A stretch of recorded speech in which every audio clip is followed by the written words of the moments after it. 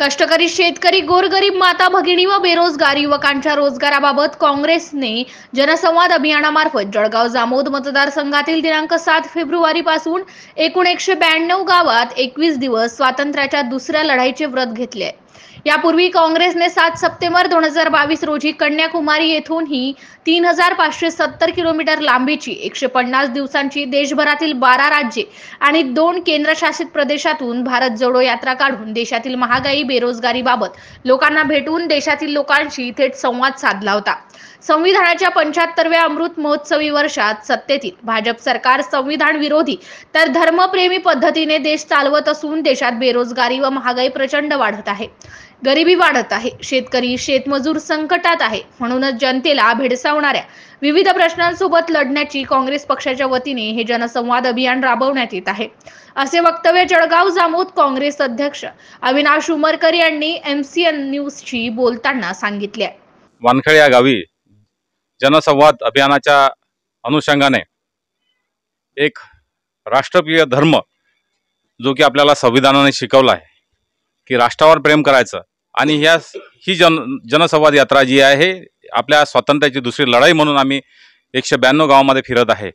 पण भाजपला या ठिकाणी धर्मप्रिय राष्ट्र करायचं आहे आणि युवकांना एक अफूची गोळी देऊन त्या युवकांना त्यांच्या स्वतःच्या पुढील वाटचालीपासून रोखण्यात येत आहे, त्यांना व्यसनाधीन करण्यात येत आहे आणि भाऊंचे कार्यकर्ते म्हणून त्यांना वेगवेगळ्या भूलताफा एका कामात 10 जण पार्टनर करायचे, त्यांना नशेला लावायचं, असं कार्यकर्त्यांच्या माध्यमातून कृत्य सुरू आहे।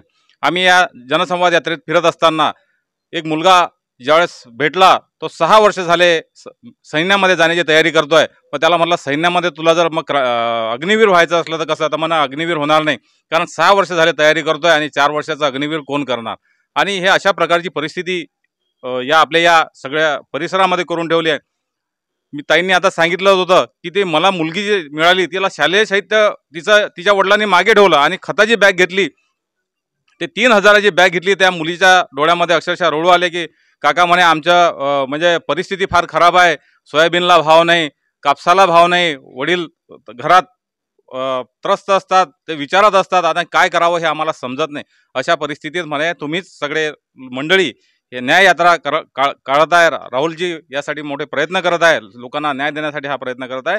आम्ही सगळे भावी पिढी जी आहे ते तुमच्या सोबत राहू।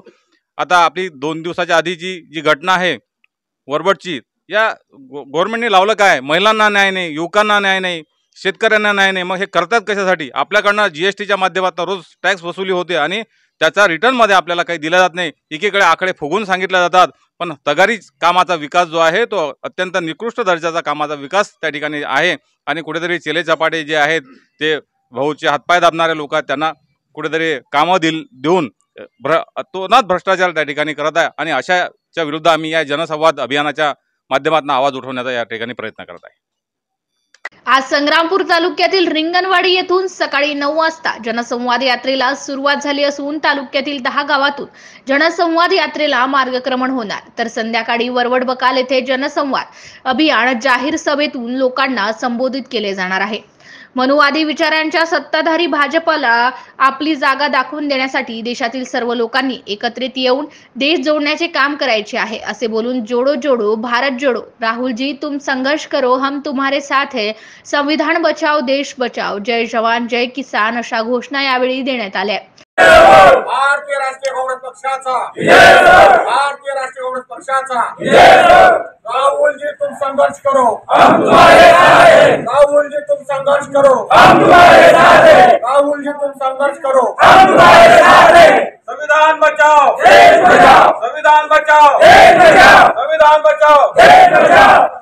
जय जवान जय किसान, जय जवान जय किसान, जय जवान जय किसान।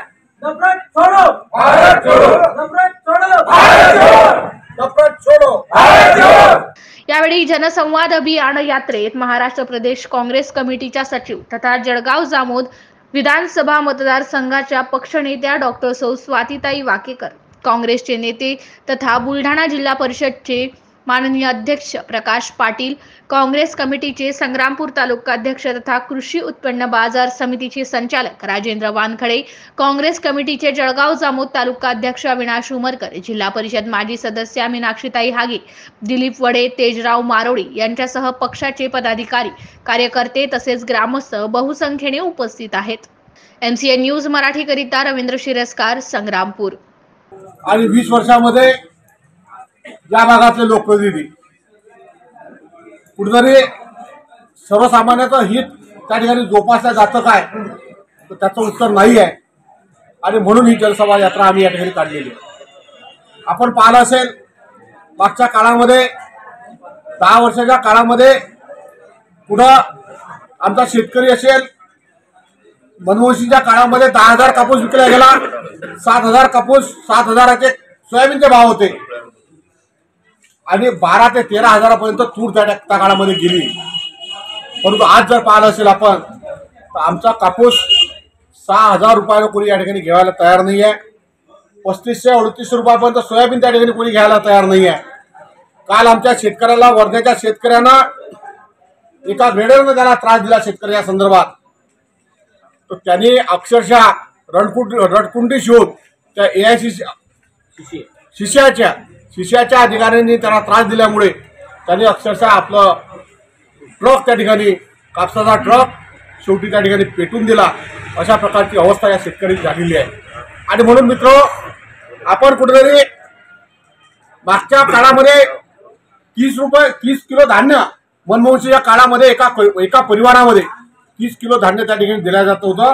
कोणत्याही प्रकारची जाहिरातबाजी त्या ठिकाणी मनमोहनसिंगचा फोटो होता. परंतु सर्वसामान्यमध्ये त्या ठिकाणी शेतकरी त्या ठिकाणी होता. परंतु सर्वसाधारण शेतकरी असेल, सर्वसामान्य शेतकरी असेल किंवा गरीब शेतकरी असेल, तर त्याला 30 किलो कमीत कमी धान्य त्या ठिकाणी मनमोहनसिंगच्या काळामध्ये त्या ठिकाणी दिलं होतं. परंतु आज नंतरच्या काळामध्ये सर्व धान्य घेणं सर्व शेतकऱ्याला बंद झालं आणि आता 1.5 किलोच्या थैलीवर नरेंद्र मोदीचा फोटो त्या ठिकाणी येतो आहे. आणि सर्व म्हणजे आपल्याला भीक दिल्यासारखं काम या 10 वर्षामध्ये त्या ठिकाणी करून आलेलं आहे.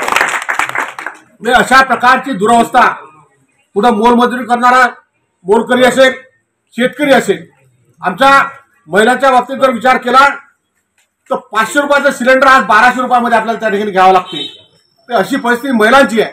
आणि रोजगार जर समजा युवकांचा जर रोजगाराचा विषय असेल, त्या ठिकाणी सांगितलं गेलं होतं की 1 कोटी दरवर्षी 1 कोटी त्या ठिकाणी नोकऱ्या आम्ही त्या ठिकाणी लावू. परंतु 1 लाख नोकऱ्या बी 10 वर्षाच्या काळामध्ये त्या ठिकाणी लावल्या गेल्याने ही या देशाची परिस्थिती या ठिकाणी निर्माण या मनमोहनसिंग या मोदी सरकारने या ठिकाणी केलेली आहे. आणि म्हणून ही परिवर्तन करण्यासाठी लोकांच्या भावना काय आहेत, लोकांमध्ये जाऊन, तुम्ही तर सर्व काँग्रेसच्या विचाराचे आहात, परंतु कुठेतरी आपल्यालाही लोकांमध्ये जाऊ, आम्ही जसं तुमच्या गावामध्ये आलो, तुम्ही तुमच्या गावामध्ये गेलं पाहिजे. आणि या सगळ्या गोष्टी लोकांमध्ये सांगण्याचा प्रयत्न ज्यावेळेस तुम्ही सांगसाल, त्यावेळेस खऱ्या अर्थानं या जनसंवाद यात्रेचं त्या ठिकाणी ते जनसंवाद यात्रेचं साध्य होईल. आणि म्हणून मला अपेक्षा आहे की ह्या सगळ्या गोष्टी आहेत, 10 वर्षाच्या काळातला आपण मनमोहनसिंग नरेंद्र मोदीचं सरकार पाहिलं आणि आपल्या भागातले जे लोकप्रतिनिधी आहेत 20 वर्षापासून या ठिकाणी 18.5 वर्ष म्हणजे 19 वर्ष या ठिकाणी या भागामध्ये काम करून आलेले आहेत. आणि देखावा केला जातो, कुठेतरी मोठमोठ्या पान भरून त्या ठिकाणी जाहिराती दिल्या जातात, कोट्यावधीचा निधी त्या ठिकाणी या गावामध्ये दिला, त्या गावामध्ये दिला, त्या गावामध्ये दिला. परंतु खरंच या भागातला विकास झाला आहे काय याचाही विचार, याचंही सर्वेक्षण आपण या ठिकाणी केलं पाहिजे. फक्त पेपरमध्ये जाहिराती द्यायच्या